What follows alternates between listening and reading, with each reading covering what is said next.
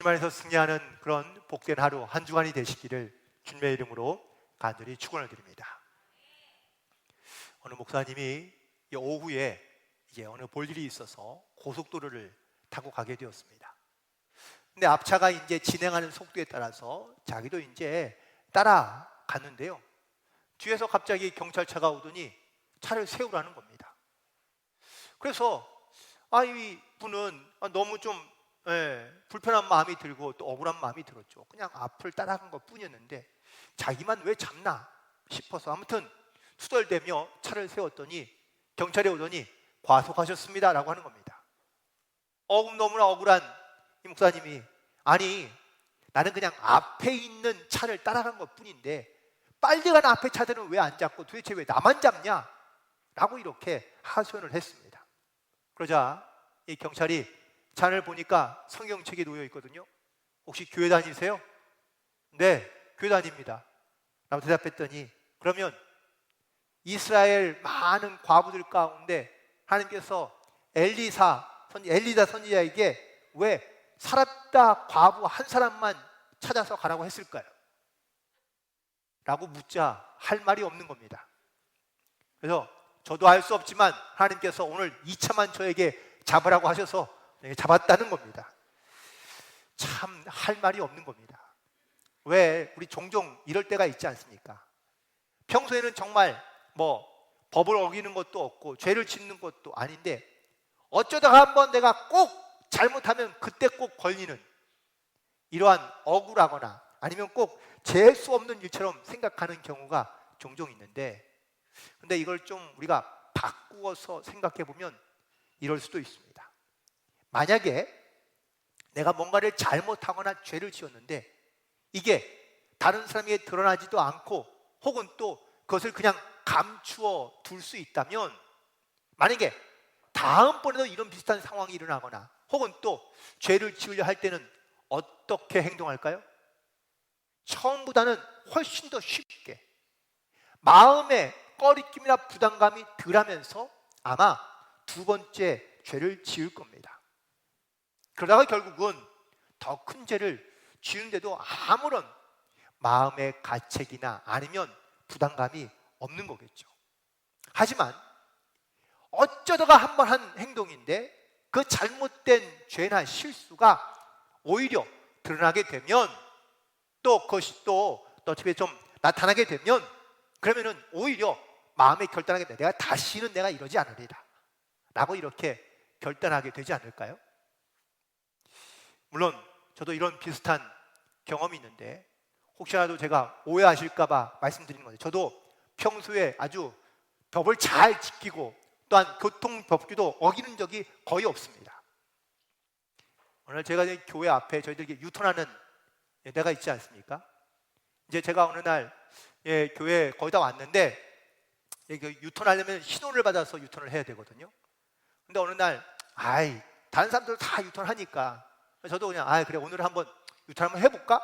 해서 다 유턴을 딱 했더니 마침 제 뒤에 잠깐 바로 경찰차더라고요. 그래서 빼도 박도 못하고 그냥 그대로 걸렸습니다. 여태까지 한 번 잘 어긴 적 없는데 그때 딱 한 번 어겼는데 그날따라 경찰한테 걸려가지고 티켓을 띄웠습니다. 그러면서 결심하게 됐죠. 내가 다시는 내가 신호받고 유턴하리라. 절대 어기지 않겠다고 다시 한번 결심하는 그런 마음을 갖게 되었습니다. 우리가 그리스도로 살아가면서 이 거룩한 습관을 지킨다는 것이 쉽지 않습니다. 하나님의 말씀을 따라 또한 주신 명령을 따라 우리가 이 거룩한 습관 또한 그 습관을 가지고 살아가는 것이 쉽지는 않지만 그런데도 불구하고 우리에게 이 거룩함으로 나아갈 수 있는 이 습관들을 우리가 자꾸 우리가 연습해야 혹은 훈련해야 되지 않을까. 그래서 오늘 말씀을 준비하면서 이 거룩에 다가가는 습관을 기르자라는 이런 짤막한 글이 있어서 여러분 가운데 소개해 드릴 텐데요. 이 질문에 먼저 습관을 기르기에 앞서서 먼저 첫 번째 우리에게 필요한 질문인데 그 첫 번째 질문, 나는 하나님의 말씀으로 거듭났는가? 라는 이 질문으로부터 출발해야 한다고 말하고 있습니다. 신앙생활, 교회 생활이 왜 어렵고 힘들까? 왜 익숙하지 않을까? 라는 것을 스스로 물어보면은 먼저 첫 번째는 내가 정말 하나님의 말씀과 하나님의 은혜로 내가 구원받은 자, 하나님의 백성이 되었다라는 이런 확실하고 분명한 믿음의 고백, 시인이 없기 때문이라는 겁니다. 그래서 신앙생활 하는데 가장 첫 번째의 질문이며 혹은 또 발걸음은 바로 나는 구원받았는가? 그리고 나는 구원받은 하나님의 백성인가? 라는 이 질문으로부터 출발해야 한다는 겁니다. 그리고 두 번째는 이 구원받은 확신이 있으면 그 다음부터는 내가 이 구원의 거룩함을 지키기 위한 그러한 노력들을 내가 얼마나 꾸준히 하고 있는가라는 것인데, 그 질문 중에 하나가 나는 주일 성소를 잘 하고 있는가라는 질문입니다. 여러분들, 일주일에 한 번 이렇게 주일에 와서 예배 드리는데요, 예배 시간이 물론 오는 시간 가는 시간 이렇게 합치고 나면 뭐 보통 2시간 혹은 많게는 3시간 이상 걸리는 분도 분명히 있을 겁니다. 근데 일주일에 한 번이거든요. 또 이 하루 종일 반나절도 아니고 사실은 그 몇 시간 우리가 예배 드리는 그 시간이 사실 힘들어하거나 어려워하는 분들이 있을 수 있습니다. 한 달이면 4번입니다. 그런데 이 주일 예배 드리는 것이 그렇게 많이 어렵고 힘드신 건가요? 혹은 또 이제 뭐 아무래도 세상에서 일을 하다 보니 꼭 이렇게 주말에 중요한 약속들이 잡히는 경우들이 종종 있습니다. 뭐 직장 때문에 나가는 경우도 있긴 하지만 이 중요한 개인적인 약속들이 이 주말에 생기는 경우들이 많이 있는데, 이 약속들 때문에 사실 주일을 성수하지 못하는 경우도 많이 있습니다. 마음 먹기가 쉽지는 않은 거겠지만 그럼에도 불구하고 내가 이 주일만큼은, 예배만큼은 내가 꼭 지키겠다라는 이러한 거룩에 대한 경건한 마음을 내가 갖고 있어야, 마음을 내가 갖고 있어야 그래야 우리가 이 거룩함을 지켜갈 수 있다라는 것이죠.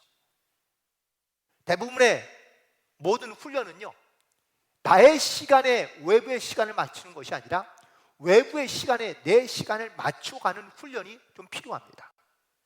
예를 들어서 오늘 건강하기로 마음 먹고 운동하기로 작정한 사람이 시간을 정해놓고 운동하는 게 좋을까요? 아니면 시간 날 때, 자기가 편할 때 운동하는 게 좋을까요? 물론 자기가 원하는 시간에 편할 때 운동하는 것이 제일 좋긴 하겠지만, 하지만 이러면은 운동의 어떤 지속성과 연속성이 조금 불분명해지는 경우들이 종종 있습니다. 그래서 운동하는 시간을 정해놓고 하는 겁니다. 신앙 훈련도 마찬가지입니다. 신앙의 훈련도 내가 하고 싶을 때 혹은 또 내가 원할 때, 물론 그렇게 기도하거나 예배할 수도 있긴 하지만 정해진 시간, 정해진 장소에서 이렇게 훈련 받을 때 훨씬 더 우리가 영적으로도 우리가 신앙의 훈련을 통하여 하나님 앞에 결단하며 나아갈 수 있는 그러한 훈련이 될 수 있다는 것이죠. 그리고 마지막으로, 사실 여전히 어떤 신앙의 훈련을 내가 하고 있긴 하지만 말씀과 기도에 우리가 익숙하지 못한 채 살아가는 경우들이 많이 있는 것을 보게 됩니다. 일주일에 한 번 예배 드리죠. 주일날 오셔서 자, 예배 드리고 난 다음에 여러분들 이 성경책 가져오셨는데 집에 가시면 어디다 놓으십니까? 그러고 난 다음에 혹시 주중에 성경책 다시 펴서 읽어보시나요? 예를 들면 일주일에 제가 설교한 본문이나 내용들이 그래도 이렇게 주보에 나가는데 혹시 여러분들 다시 보십니까? 보는 분들이 거의 없을 겁니다. 아마 주일날 다시 올 때 성경책 간신히 찾아가지고 오시는 경우들이 많겠죠. 하루 일에 지쳐서 다시 집에 들어가고 나면 그러면은 집에서 성경 보고 기도하는 것 쉽지 않습니다. 주중은 우리가 그렇다 치지만 그럼 주말에는 좀 어떨까요?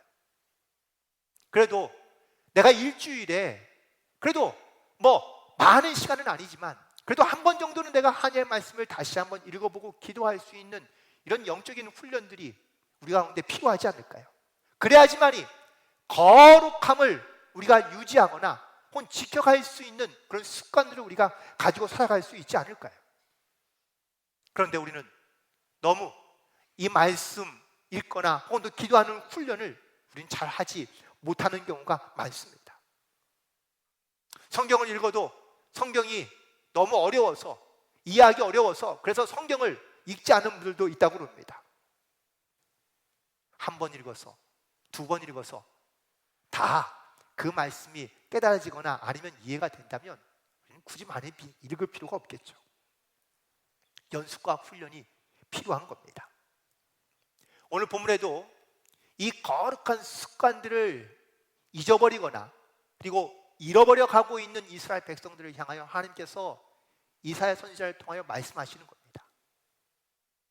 너에게 내가 아름다운 소식을 줄 텐데 이 아름다운 소식을 전하는 자를 통하여 너희들의 생각과 마음이, 삶이 달라지고 변화되기를 원하는 마음을 가지고 말씀하고 있는 겁니다.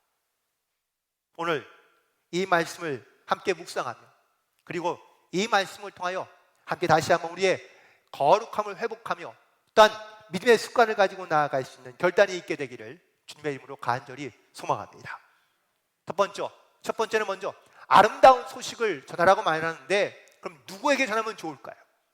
오늘 본문의 구절에 보니까 아름다운 소식을 시온에 그리고 예루살렘에 그리고 유다 성읍에게 전하라고 말씀하고 있습니다. 이건 다 같은 지명이며 같은 말입니다. 시온은 예루살렘 지역의 옛 지명이고요. 그리고 여기에 이 높은 시온산이 있는데 이 시온산이 바로 예루살렘의 성전이 있는 곳입니다. 다윗이 이 시온산에다가 성전을 짓고 여기를 수도로 삼아서 여기에서 살기 시작한 것이죠. 그래서 예루살렘이라는 말이 거룩한 산, 여호와의 산이라는 이런 의미를 갖고 있는 겁니다.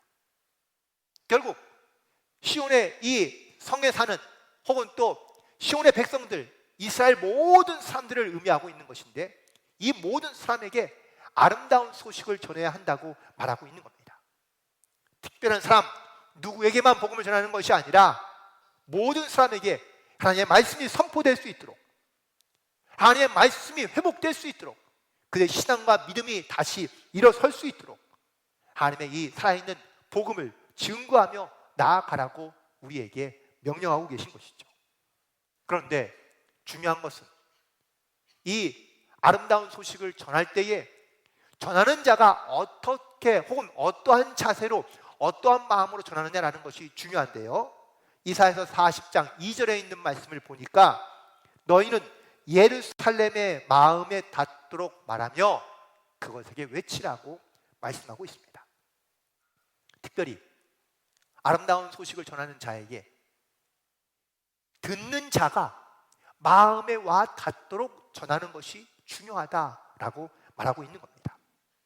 예를 들어 말씀을, 복음을 전하는 자는 기쁨으로, 즐거움으로, 행복감으로 하나님의 말씀을 전하는데 정작 듣는 사람은 전혀 그 말씀을 하나님의 사랑으로, 마음으로 닿지 않아서, 들려지지 않아서 그 말씀이 귀에 들어오지 않는 경우가 있기 때문입니다. 마음에 닿게 말하라 라는 이 말의 원래 원어는요 힐카라엘인데 이 말의 의미는 사랑으로 호소한다는 그런 의미를 갖고 있습니다. 다시 말하면 내가 복음을 전하고 아름다운 소식을 전하는데 그 전할 때에 나도 그 하나님의 사랑 가운데 듣는 사람이 정말 그 하나님의 사랑을 느낄 수 있도록 마음에 깨달을 수 있도록 그에게 하나님의 말씀을 증거하는 것이 필요하다라고 말하고 있는 것이죠. 그래서 이사야 40장 3절에 보니까 외치는 자의 소리여 이르되 너희는 광야에서 여호와의 길을 예비하라, 사막에서 우리 하나님의 대로를 평탄케 하라 라고 말하고 있습니다. 외치는 자의 소리가 평지에만, 평탄한 길에만 있는 것이 아니라 광야에도 사막에도 선포돼야 하는데 선포된 하나님의 말씀이 광야를 여호와의 길로 평탄케, 사막을 대로처럼 평탄하게 해야 한다는 것, 이거는 주신 자의, 외치는 자의 사명이기도 하지만 또한 그 말씀을 듣는 자들에게 어떻게 전해져야 할지를 우리 가운데 말씀하고 있는 겁니다. 적어도 우리가 복음을 전하려 한다면 우리가 복음을 전하는 대상이 아마 하나님을 잘 믿지 않는 사람들이 대부분일 수 있습니다. 그렇다면 믿지 않는 사람들이 이 세상에서 살 때 답답하고 갈급한 마음을 가지고 하나님을 만나려 하는데 과연 우리는 그들의 마음에 닿을 수 있는 하나님의 이 복음의 소식을 전하고 있는지, 또 어떤 사람은 하나님을 떠나 자기의 욕심대로 자기 마음대로 살려고 하고 있는데 그런 사람들 가운데 그 마음에 닿을 수 있는 그러한 아름다운 소식을 그들 가운데 전하고 있는지, 오늘 우리는 복음을 전하는 데 있어서 정말 하나님의 마음이 그들 가운데 닿을 수 있도록, 하나님의 사랑이 그들 가운데 느껴질 수 있도록 우리는 그 마음을 다하며 또한 그 복음의 능력을 가지고 우리가 복음을 전파하며 나아갈 수 있게 되기를 간절히 소망합니다. 특별히 이걸 복음을 전할 때 그러면 어떻게 전하느냐라는 것이 오늘 본문에 있는 말씀 가운데 우리 가운데 말씀해 주고 있는데요, 총 4가지의 말씀으로 우리 가운데 말씀하고 있습니다. 첫 번째는 높은 산에 올라야 한다고 말씀하고 있습니다. 높은 산에 올라서 복음을 전하라는 말씀은 과연 어떤 의미일까요? 예수님도 기도하러 가실 때 주로 산에 올라가시고요, 복음을 전하실 때에도 산에 올라서 복음을 전하신 것을 볼 수 있습니다. 아니, 평지도 좋고 또 편한 곳도 많은데 왜 굳이 기도하러 높은 산에 올라가시고 힘들게 그 산에 올라가서 말씀을 전하시는 것일까요? 그 이유는 바로 이 높은 산은 하나님을 만나는 곳이고 또한 하나님의 뜻을 또한 깨달을 수 있는 곳이기 때문입니다. 산의 정상에 오르기까지는 힘들지만 그 정상에 오르고 나면 마음에 여러분들 시원함과 또한 뿌듯함이 있지 않나요? 우리가 높은 산에 오르는 이유는 물론 신앙의 과정이 힘들고 어려운 것이 있지만 그 하나님의 뜻을 알고 또 하나님의 마음을 알고 나면 우리가 얼마나 내 마음과 심령 가운데 이런 감사하는 마음 또한 사모하는 마음이 생기게 되고 또한 이 감사하는 마음을 가지고 다른 사람들에게 그 하나님의 사랑을 증거하며 전할 수 있기 때문입니다. 예수님이 제자들 3명을 데리고 산에 올라가셨습니다. 그런데 이 산이요, 그냥 우리가 알고 있는 자그마한 산이 아니라 자그마치 해발 2800m가 되는 아주 높은 산입니다. 물론 성경에는 산 정상까지 갔더라라는 말씀은 없으니 뭐 정상까지 올라갔은 것은 아니실 수 있겠지만 굳이 이 높은 산을 올라가신 이유가 뭘까? 그것도 제자들을 데리고요.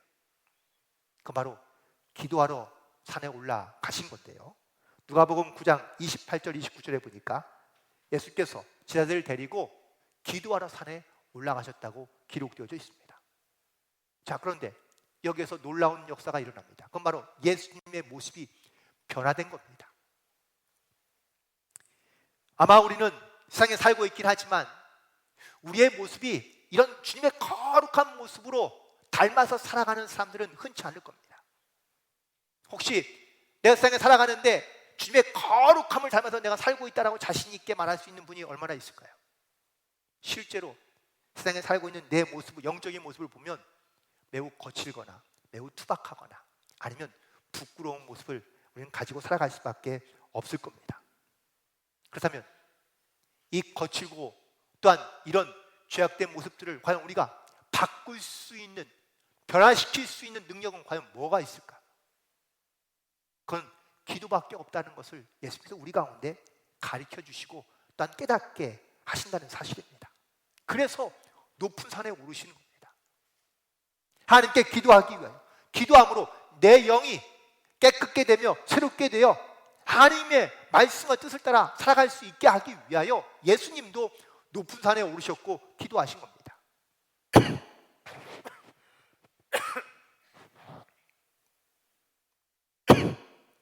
죄송합니다.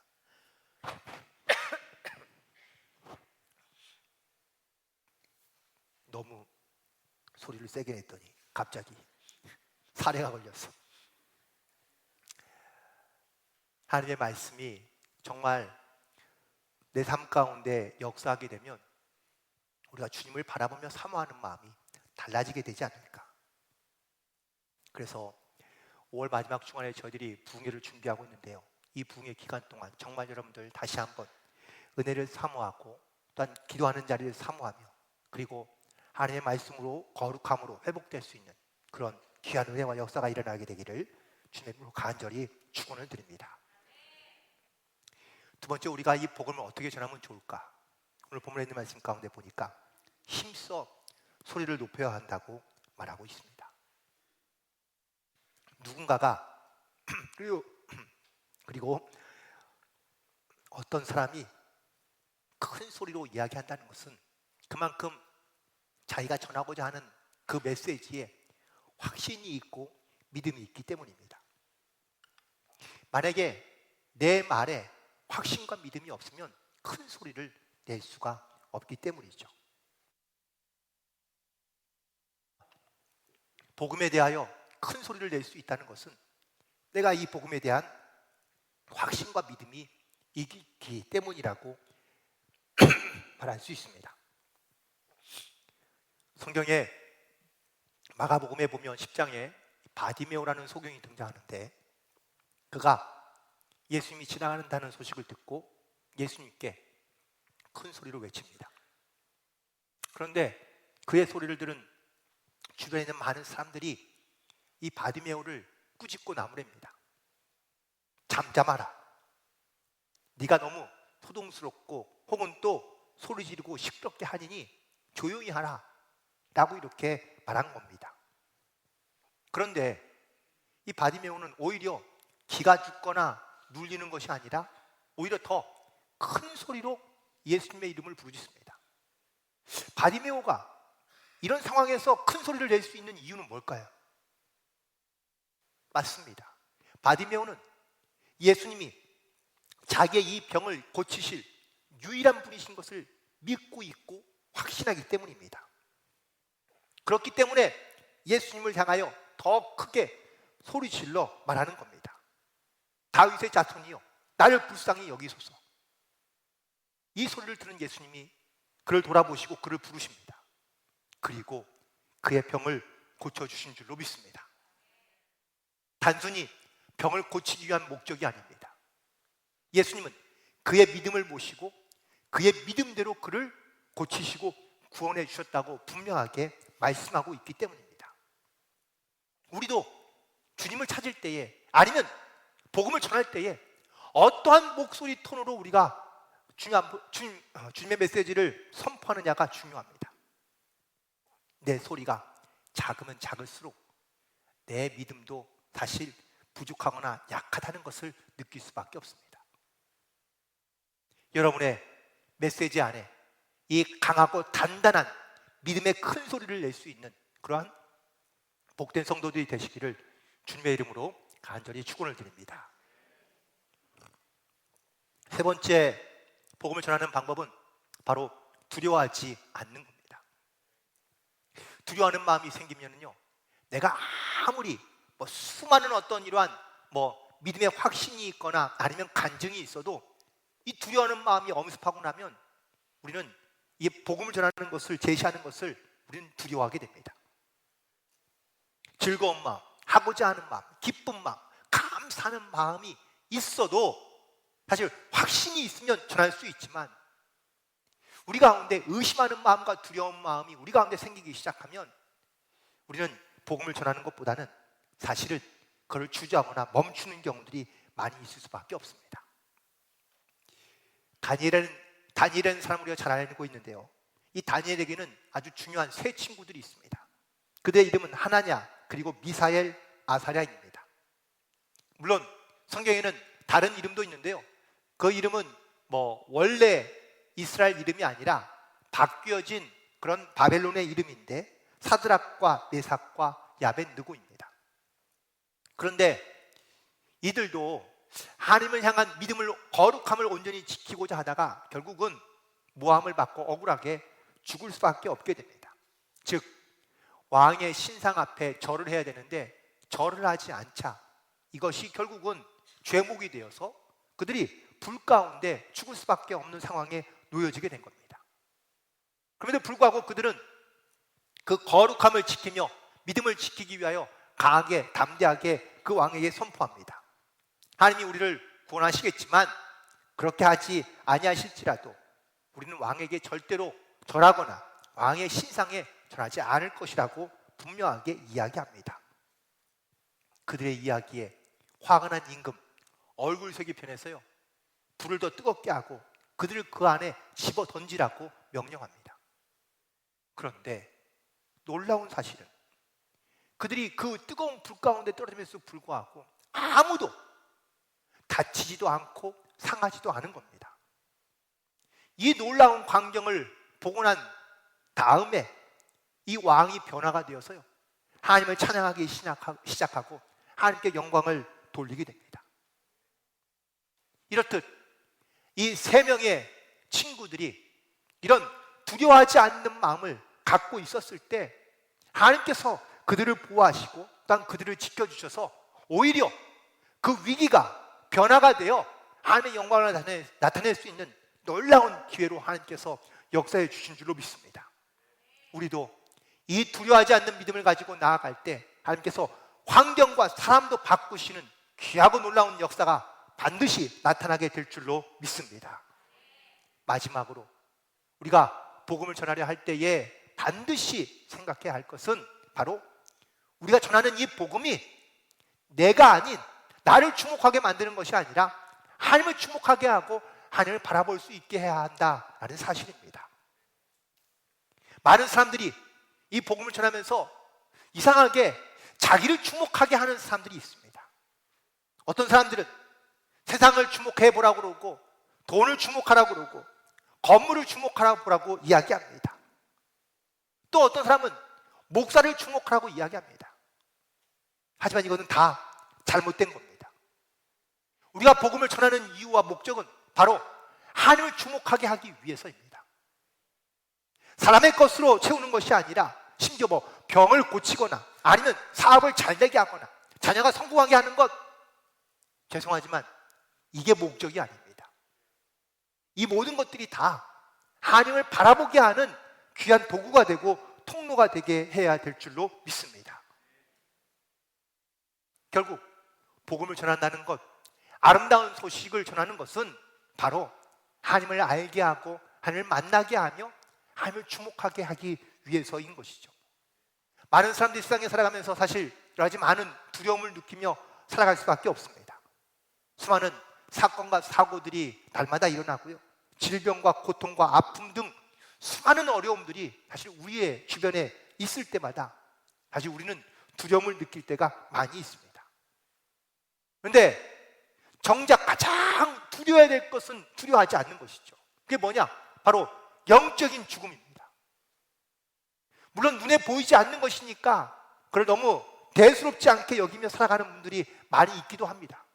하지만 내 육신보다 더 중요한 것이 있다면 바로 영적인 우리의 모습이며 또한 우리의 영적인 생명입니다. 마태복음 10장 28절에서 예수님께서 이렇게 말씀하십니다. 몸은 죽여도 영혼은 능히 죽이지 못하는 자들을 두려워하지 말고 오직 몸과 영혼을 능히 지옥에 멸하실 수 있는 이를 두려워하라라고 말씀하고 있습니다. 여러분들, 우리가 몸만, 육만 우리에게 있는 것이 아니라 우리 가운데 영이 있다는 이 사실을 반드시 기억하시기 바랍니다. 그리고 몸은 죽여도 영혼은 능히 죽이지 못하는 자들을 우리가 두려워하는 것이 아니라 우리의 영과 몸을 다 능히 이끄시고 인도하시는 하나님을 우리는 두려워하는 마음을 가지고 이 땅 가운데 살아가야 될 줄로 믿습니다.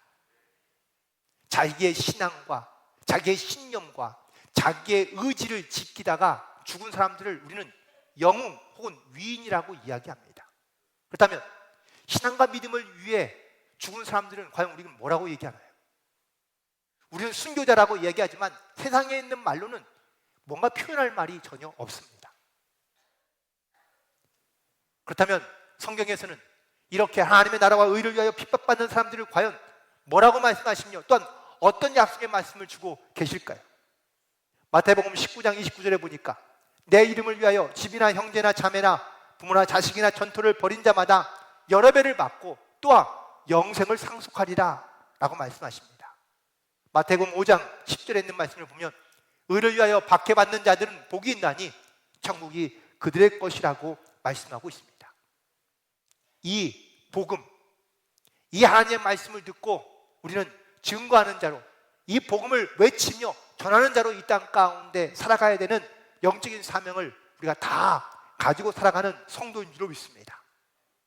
우리가 전해야 될 복음은 바로 예수 그리스도이며, 또한 우리가 복음을 전할 때마다 그 복음을 받는 자들이 과연 어떠한 마음으로 그 복음을 받아들일지, 그리고 그 전하는 말씀 가운데 하나님의 사랑이 그들 가운데 닿을 수 있도록 우리는 복음을 증거해야 될 줄로 믿습니다. 그래야 이 복음이 살아있으며, 또한 그 복음을 듣는 자들에게 아름다운 소식으로 들려지게 되고, 그리고 그 소식이 그들 가운데 깨달아지게 될 때 그들이 정말 이 땅을 두려워하며 이 땅 가운데 살아가는 것으로 만족하지 아니하고 하나님의 나라를 바라보며 하나님의 뜻 가운데 순종하는 삶을 살아갈 수 있는 그 거룩한 진리의 삶을 살아갈 수 있게 될 줄로 믿습니다. 오늘도 이 아름다운 소식을 전하라고 우리 가운데 하나님께서 말씀하시는데, 이 귀하고 복된 소식을 증거하며 또한 이 복음의 능력을 가지고 믿음 안에 항상 주님과 동행하며 승리하는 삶을 살아갈 수 있는 모든 성도들이 되시기를 주님의 이름으로 간절히 축원을 드립니다. 기도하시겠습니다.